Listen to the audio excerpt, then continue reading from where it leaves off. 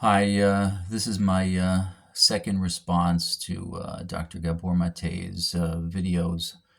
Um, and I should say it's not just Dr. Gabor Mate. I believe he is an accurate representative of what he terms the liberal intellectual viewpoint. At this point, I don't know that liberal is the right term. Progressive is probably a more correct term. So I wanted to address a few of the things that you said in your video, Dr. Gabor Mate. You quoted Amira Haas, I believe, as saying, in a few days, Israel went through what Palestinians have been experiencing for decades and are still experiencing. I'm not sure what you meant by that. Did you mean to say that Israel regularly beheads Palestinian children, that Israel regularly, or even periodically, or ever, invades peaceful Palestinian homes and massacres their whole community? Is that what Palestinians have experienced from Israel in any way? You point out, yes, in 1947 and 48, when Israel was fighting a war for its very survival, after having been attacked immediately upon declaring independence, after the UN established the State of Israel. Are you referring to some of the excesses, unfortunately, that happen in war, in every war? No different, if we're talking about, World War II, the Allies, the Germans certainly, maybe Vietnam, Korea, basically any war, you can point to situations where, unfortunately, specific soldiers or groups of soldiers got out of hand, went overboard, and did things, committed terrible things they shouldn't have done. However, I think this is a point that you're missing. This was not the policy. The Allied policy was not to pillage and plunder and commit atrocities. It happened as much as it happens in any war. And in Israel, when Israel's fighting for its survival, its very survival, this is a war on its own territory, and a war that it was pulled into. It had no choice in the matter. Yes, there are going to be excesses, and unfortunately, and the videos that you rightfully point out, there were atrocities committed. I don't know enough about what goes on in Israeli politics to tell you whether or not these things have been addressed. But yes, they should be addressed. But in any case, we're talking about 70, 75 years ago, and even then, it was certainly not the policy of Israel. No one celebrated these things. They didn't video these things. They didn't celebrate these terrible acts when they came home to their communities. And even now, if anything, these videos show remorse and show regret. And that should not be confused with the celebration of atrocities.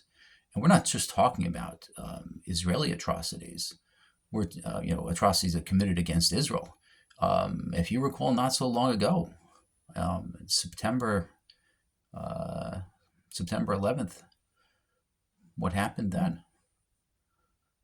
There were plenty of Arab extremists, Palestinians among them, celebrating the atrocity of what they did then, of destroying the Twin Towers.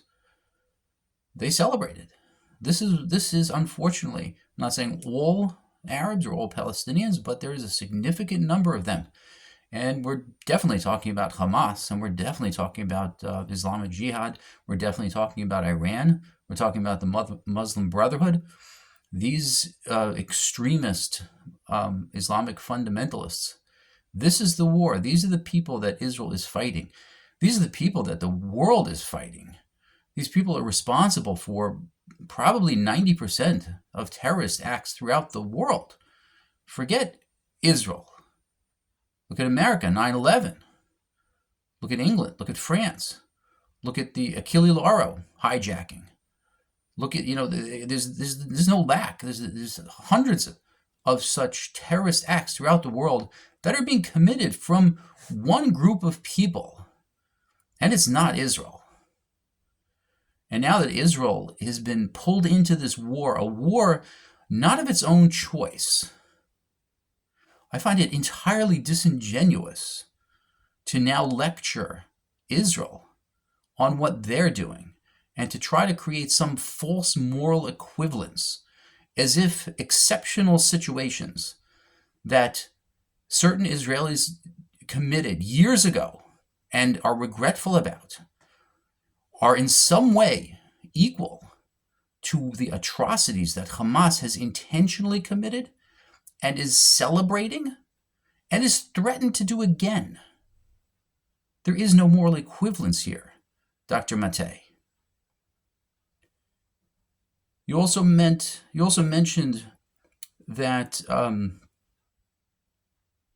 history didn't begin on October 7th.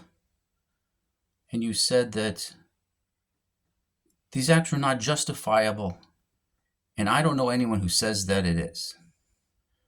Really? Do you not read the news? Do you not know what's going on? Do you not know that Hamas has threatened to do this again? Do you not know that Islamic Jihad and the state of Iran is sponsoring Hamas terror? Do you not know that these terrorists are being paid and their families are being compensated? They're being given money and reward for carrying out these attacks. Are you not aware of that? So no, that's not correct. There are plenty of people who say that this is okay, and there are plenty of people who are saying that they would love to do this again. When thousands and tens of thousands of Palestinians and woke ignoramuses gather together to rally and chant from the river to the sea, what do you think they mean? What exactly do you think they mean? Do you think they intend to go into Israel and offer every Israeli a free airline ticket to leave Israel? Do you really think that's what's going on? Are you not aware of the violence, of the hate, of the viciousness that Palestinians and their supporters are expressing in their rallies? Are you really that obtuse? And I'm sorry to get worked up, but it seems that you are missing out on some basic, fundamental facts. It seems that you are just simply unaware of the violence and the viciousness that is being expressed by Muslim extremists and their sympathizers. Is this what progressive liberalism is about?